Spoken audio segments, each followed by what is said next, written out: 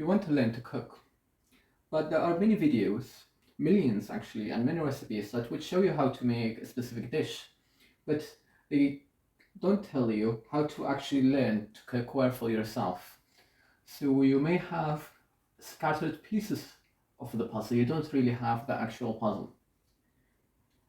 And before I tell you what to do to learn how to cook, let's first consider two main types of beginners,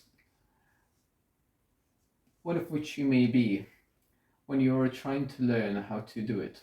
The first beginner is the academic learner. Now, the academic learner learns all about cooking, reads recipes, reads books about food, and really gets a good grasp on the concept of cooking. However, they don't practice, and they don't practice daily. Or maybe they do practice daily, but not very well. So while they do understand a lot about cooking, they don't really know how to cook a lot of dishes for themselves. And the second learner, the practical learner, they don't really like to read recipes. It's possibly boring, or they don't really like to read books. They kind of like to freestyle cooking. And once they do that, they obviously don't have the experience, and so they would fail and make inedible or poorly tasting dishes, and therefore their confidence would go down. And we don't want the disadvantages of either. We want to use both good aspects of the learners and combine them into one, so that we learn more effectively. And one of the best ways for you to do it is to read 3 recipes. So before you try to make the dish, read 3 recipes on that dish from different sources. Maybe they come from online websites or YouTube videos, for example. And you would look at these 3 recipes and look about the main ingredients used and the main principles needed for such dish. For example, let's say you want to make bread. For bread, you'd definitely need flour. You'd see each and every one of these recipes will tell you to use flour. They will tell you to use yeast, and they would also tell you to add a pinch of salt. And you'd find that one of these recipes will tell you to also add sesame seeds. And if you only read that one recipe, you'd think that you'd need to add sesame seeds to bread, but you don't actually need it. It's just something extra that they want for you to add for taste or for the looks of it. So take the main principles and ingredients from these recipes to make this food or dish you want, and after you figure out basics, then you can add maybe sesame seeds or other ingredients or other ways to do it. And after reading those 3 recipes, ensure that you practice ideally on that same day or in that same moment, right after reading these 3 recipes, so you don't really forget and have to read them again.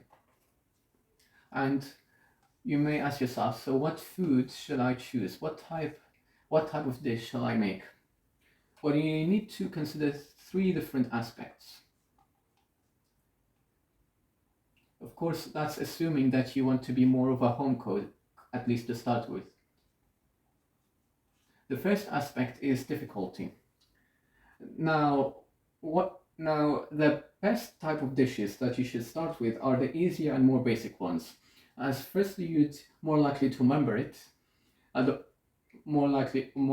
it's more easy to remember than those very complex dishes with multiple steps that you have to do just to get it right. You're more likely to do it well, and you're more likely to use it to make more dishes on your own. For example, if you can make just a basic loaf of bread, you can make bread with cheese, different sandwiches, or use the dough for other pastries, for example. Second aspect you should consider for your recipes, for the recipe that you choose, is cost. The cheaper, again, the better. The recipe should include day-to-day ingredients that you'd use for other recipes. You shouldn't really have to buy an ingredient and only use once. This can be very expensive. For example, Parmesan.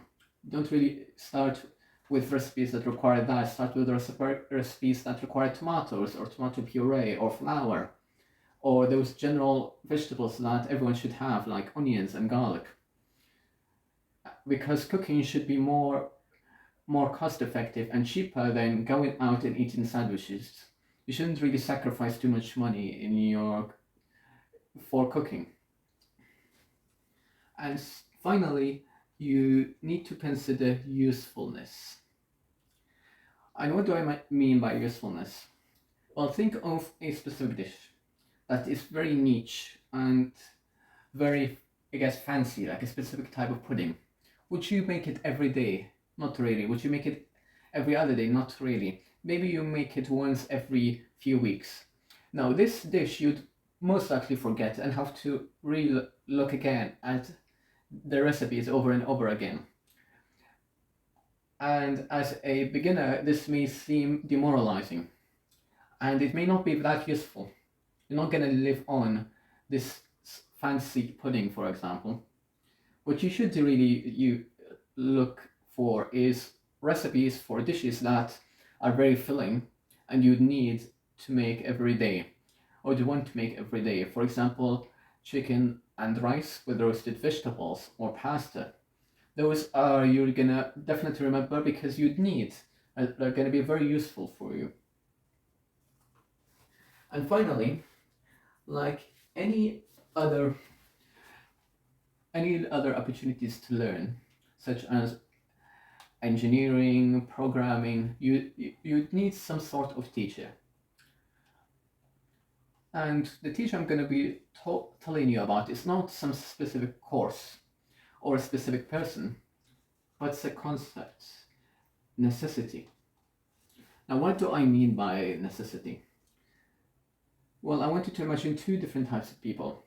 A person who only eats when he cooks, so he needs to cook to eat, and a person who only who can eat outside or buy a sandwich and cooks when he feels like it. Who would be the better cook? Obviously, it's the daily cook because he needs to cook. Now, what do that mean for you? So, what I would tell you to do is to get rid of all microwave food, chocolate, or any other junk and fast food, or any food that you can just preheat and eat. Just keep ingredients, that's what you would want, such as fruit, veg, flour, yeast, these main ingredients that you'd need and you're most likely to use to cook. This can be very healthy for you. You would eat less and you'd eat healthier and more filling foods, and you're basically forcing yourself to cook. You're cooking every day, which is much better than a person who only cooks when he feels like it, because we all have these days where we're less motivated. So we need something to really give us a push, and this necessity would help you to cook on a daily basis, which is more important than any specific tip or technique you would have. So these are generally the things that I would recommend.